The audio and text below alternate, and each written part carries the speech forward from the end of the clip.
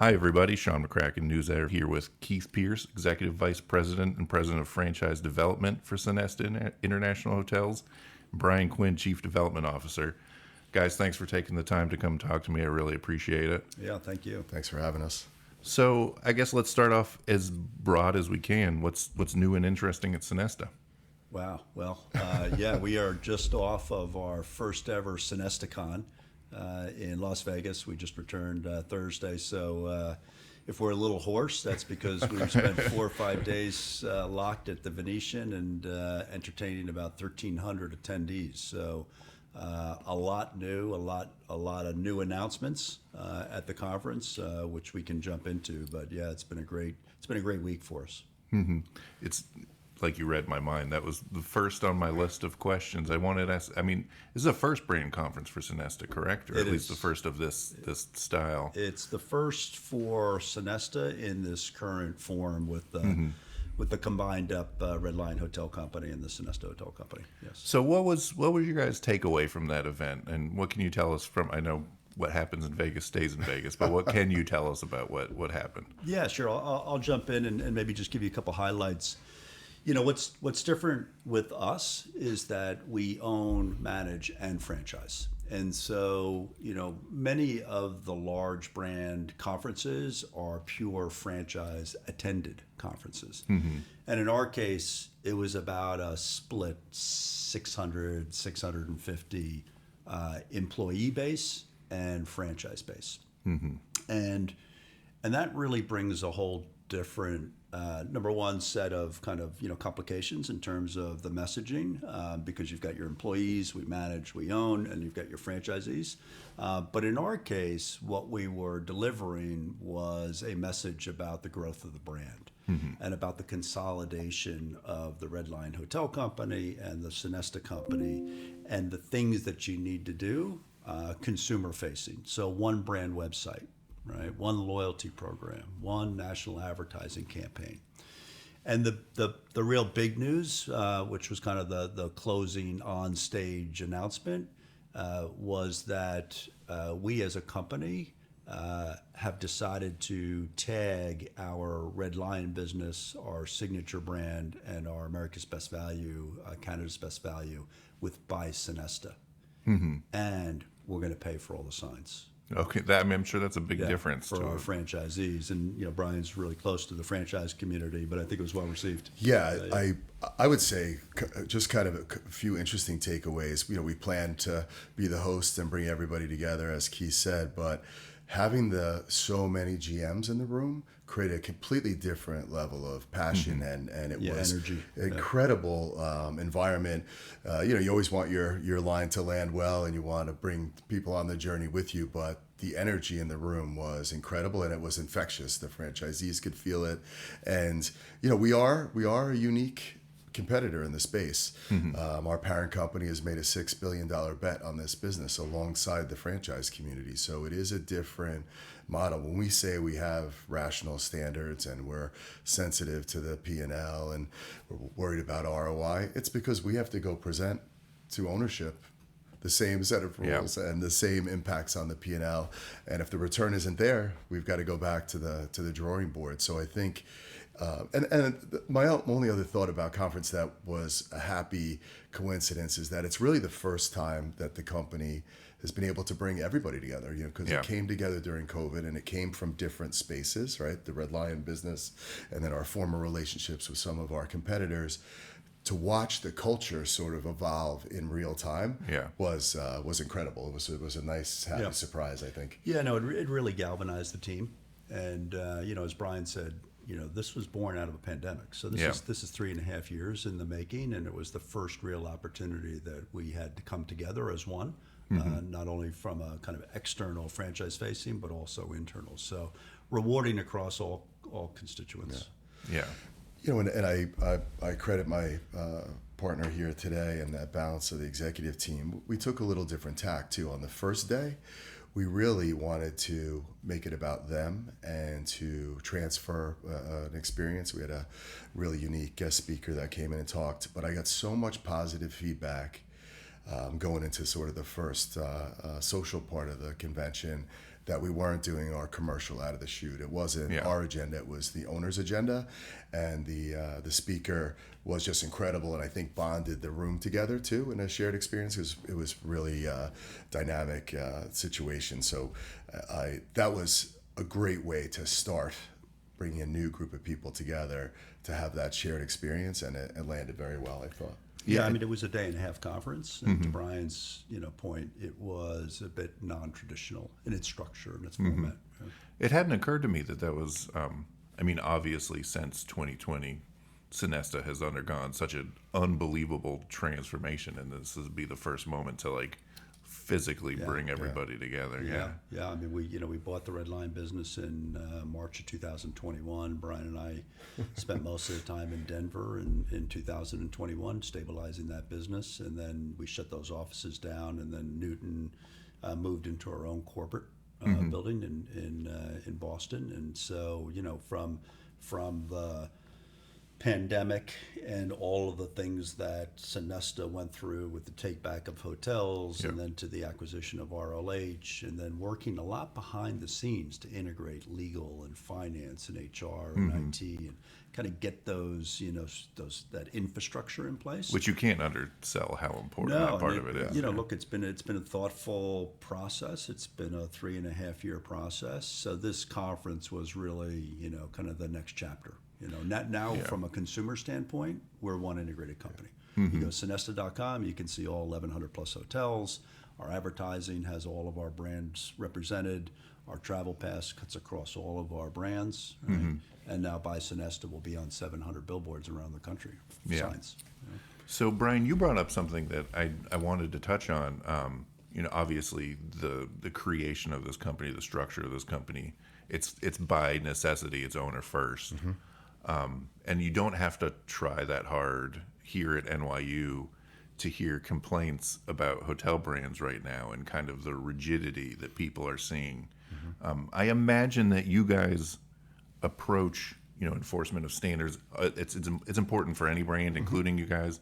But I imagine that your MO, your general approach, is a little bit different. Yeah, it's great that you picked up on that. We've been working hard to get that message out there. But, we really do talk about having an approach to be fast, friendly, and flexible with the franchisees. And it was a very conscious thought that we wrapped our service profile around those three elements, because it was the feedback we were getting that those were some of the areas where they were challenged with some of our competitors. And being more owner-centric, you can still get the Sonesta executives on the phone. Yeah. If the standard doesn't make sense, then, we might have to rethink that standard, right? And everything, and everything in between. And I think, flexibility does not mean that you don't have standards and that you don't have to, cleanliness is always key, and there's table stakes items you have to take care of at each segment. But there's lots of ways for the bathroom to come to life, right? Standing showers are great, but does every tub have to be ripped out? Probably not. There's a few families out there still traveling with little ones, and the tub makes it a little bit easier on mom and dad to get everybody cleaned up. And, so thinking through different elements like that, I think about, how we decided to launch Essential and Mod and Classico. That was really very organic among the executive team, but really coming from the owner community and our employees telling us, hey, you've got to get in the fight here, in the limited service, upper limited service space, because that's where everyone else had their big shot for growth, and it turned into our fastest growing brand, right? Yeah. So It's a unique structure in that our largest owner is also a 34% owner in the holdco. So it's an owner first mentality, right? Because if we're going to put a standard in place, we have to vet it through our largest owner. And if that, they'll have the most rooms by far. They have 45,000 rooms, give or take. Well, and the if thing they is adopt there it, too, then the franchise community can adopt it. But if they push back, then it's never going to make it to the franchise community. I think it's worth pointing out too. We're talking about Service Properties Trust. We're talking about RMR Group that's above them in the ownership structure for you guys. But when we talk about Service Properties Trust, it's not just that your biggest owner, you have to answer to them. They have historically been a very demanding ownership group of hotel brands. So this is not like you can say, oh, we got this big ownership group and we have to answer to them. Like, the reason Sonesta exists in the format it does is because they're pretty tough negotiators. Well, very much in part. And then the other 66% is owned by the Portnoy family, Yeah. who is Founders, the right? chairman Right. of Yeah. RMR. Right? And so Yeah. we've got the chairman on one side who owns 66, and we've got the REIT on the other side that owns 34. And Yeah. so, yeah, I mean, it's,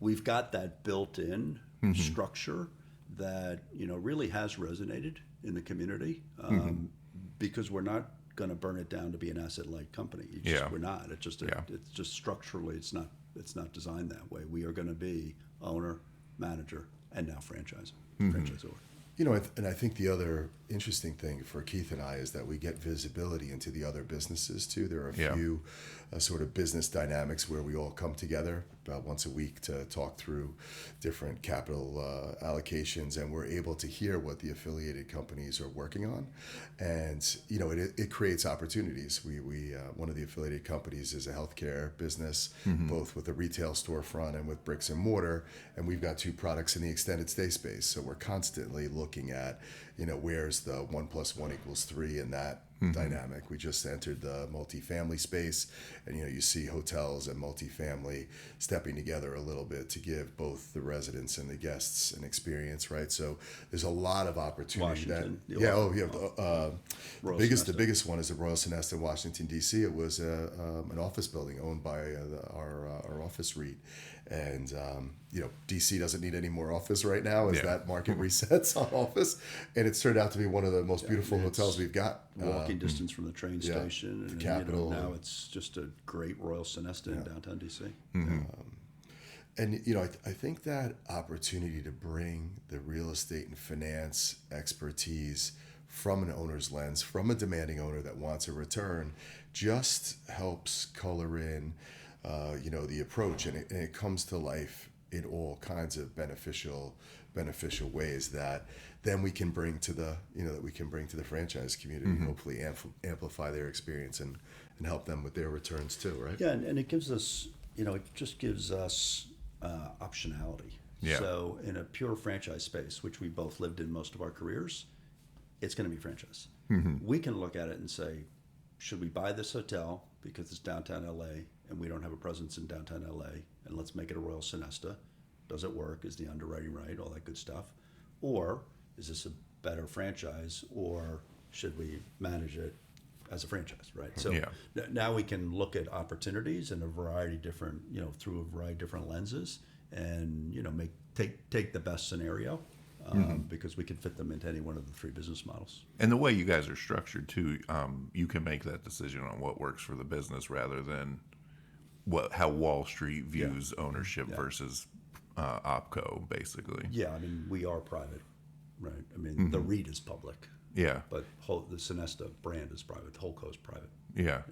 It's such an interesting structure. I mean, obviously an interesting company, the way you guys have evolved in the last few years, and kind of this, as old as the company is in the technical sense, like this version of Sonesta is so new. What's the line that you guys were using, like an 80 or 90-year-old startup, right? Yeah. Because we have the legacy issues, which is great to learn about the Sonovans and learn about Sonny and Esther and how it all came together, but also we're able to try a lot of new things and a lot of firsts. Keith likes to say, as the company starts to mature and grow, it's a lot of firsts built on incredible history and platform. But you do have to live in both worlds at different times, because Red Lion also has this incredible legacy. It had some zigs and zags, and same thing. Kudos to some of the predecessor companies, that brought us ABVI and those kind of things, because there's incredible history there too, where they found a niche that needed a product, and there was a guest and an owner following that.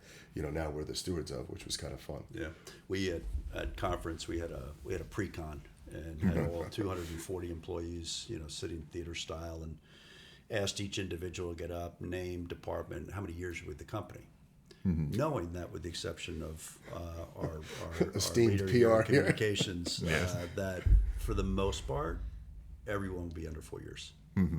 And literally, with the exception of Lori and maybe one other individual, it was the average was 3 years. Yeah. So you've got, again, 240 employees who've been with the company for 3 years. So for listeners' benefit, we'll point out that they're referring to Lori Giuliano, who's how many years has it been with Sonesta now? 33. 33 years, which is an accomplishment for any company. But yeah, I imagine it's a very different company than the day she started. Yeah, she really blew the median there on our little test case. You know, we had 200 employees with 3 years, and we had one with 30. Yeah. But when we need to find a historical point, she's one of our That's go-to. useful to have for a PR person people. for sure. Yeah. So with all that in mind, though, what's the next evolution then, right? Like, what's the next step? Because you guys are coming off this period of like outsized growth. It's hard to follow that up, right? You go ahead. I was going to say, you know, we also, you know, telegraphed and previewed a few things. Our parent company's made a commitment to invest between 500 and 600 million in their owned estate, and I think that will further this difference of coming to the market where we expect you to renovate your hotels, but we're also renovating our hotels, and I think that's a virtuous, you know, sort of circle that we'll look at. Look, I think the table's set now, right? We joined up company, the endorsement branding's been done. Keith mentioned one site, one sell. Now we have to activate this platform, bring real margin to the owner community, and then start to bring the guest journey alive in each of these brands and continue the process of sort of transferring the Sonesta DNA into the products. And, you know, to Keith's credit, we took a little counterintuitive thought here too. We retired 2 brands and moved one brand into another part of our business because we wanted to have clear swim lanes, not just talk about having swim lanes. Actually, Keith put swim lanes up when he did his presentation. Put an Olympic pool up there. Yeah, I mean, going into the conference, we had 17 brands, and what we revealed at conference was, you know, 13 brands all rationalized into their swim lanes. And look, I think Brian hit it. The only thing I would add is that, you know, it's been explosive growth coming out of the pandemic.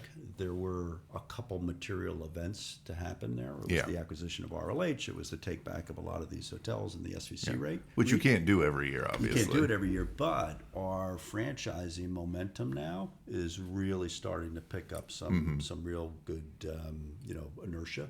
And, you know, this year will be the first year that our number of franchise openings is now surpassing, you know, what are the exits in a large franchise system.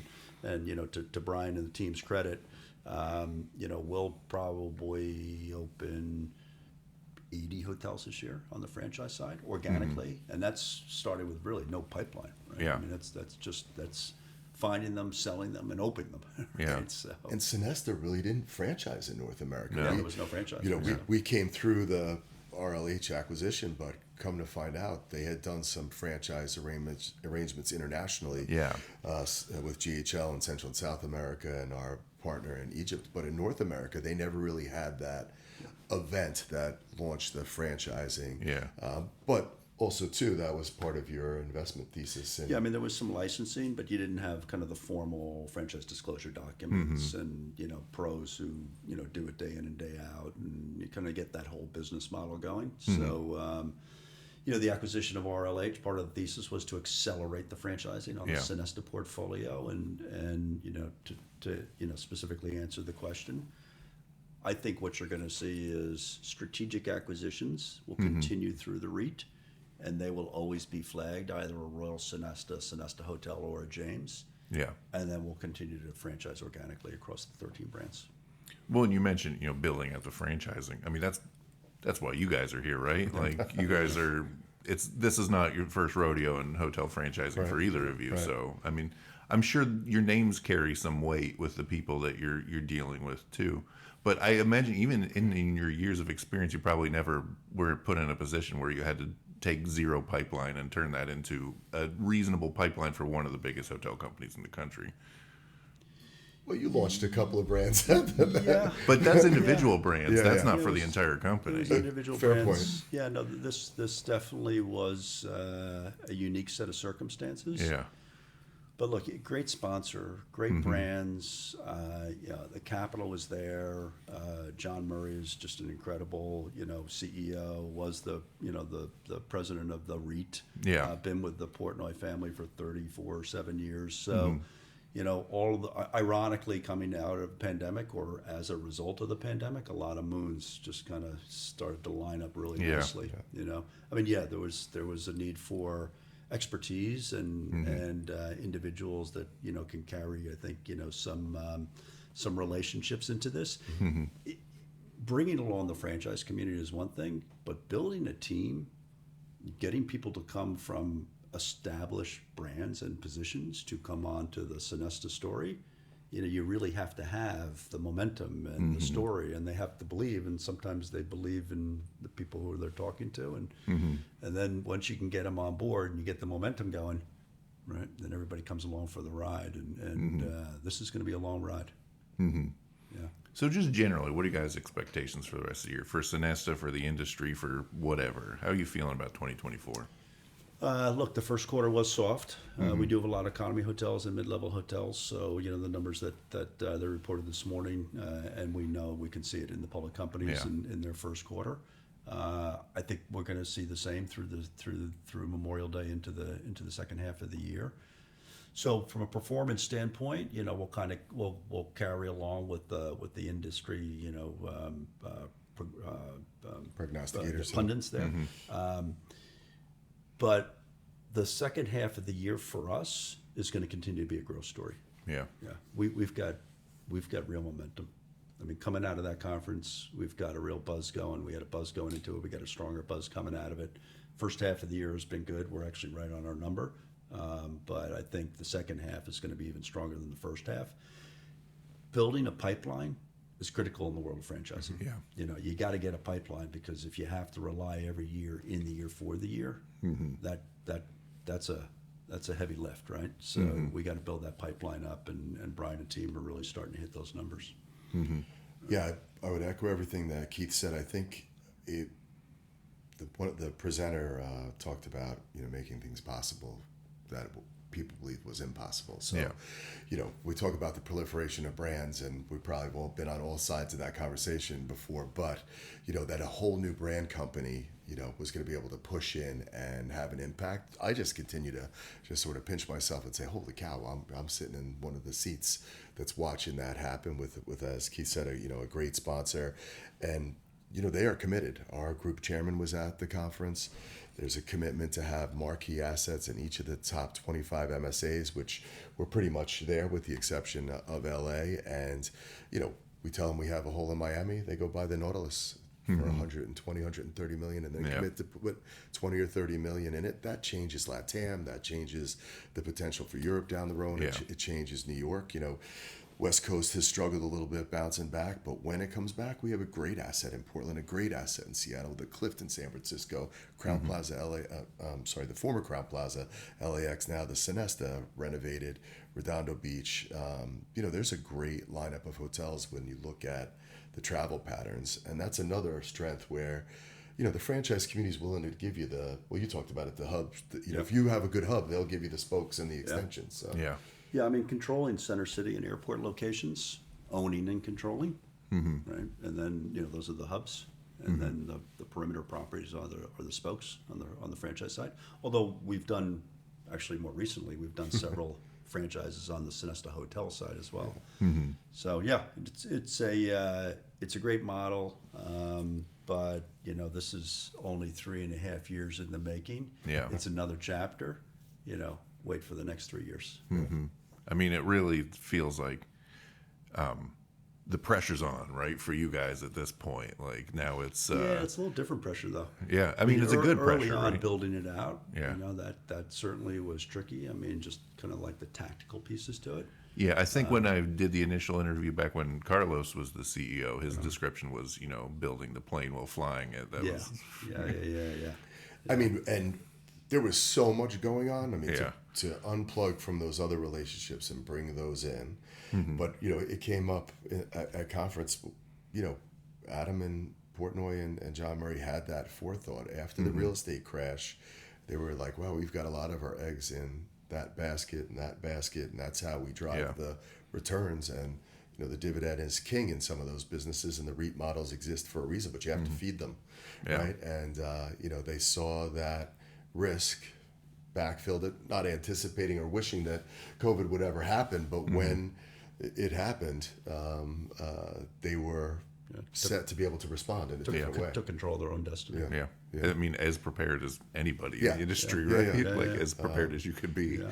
Yeah. All right. Well, I really appreciate you guys taking the time. Yeah, any thank you any for having final us. words of wisdom? No, like I said, wait for the next 3 years. It's going to be unbelievable. I mean, I won't doubt you guys at this point, right?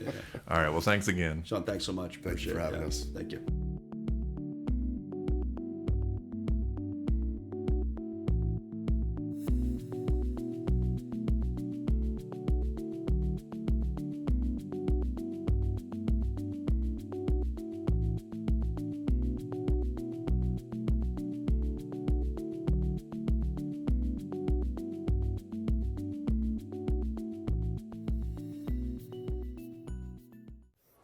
Hi, I'm Isaac Colazo, Vice President of Analytics at STR. Hi, and I'm Jan Freitag, National Director for Hospitality Analytics for the CoStar Group. Tune in to our new show, Tell Me More, a hospitality data podcast. It's a podcast on the global hotel industry, its current trends, what we're thinking about, and where the industry's going. And we like to have fun with the data too. Find us on hotelnewsnow.com or wherever you listen to podcasts. Subscribe today. This episode of the Hotel News Now podcast network was recorded on June 3rd by Sean McCracken and edited by Rachel Dobb. Listen to this and more at hotelnewsnow.com or wherever you listen to podcasts.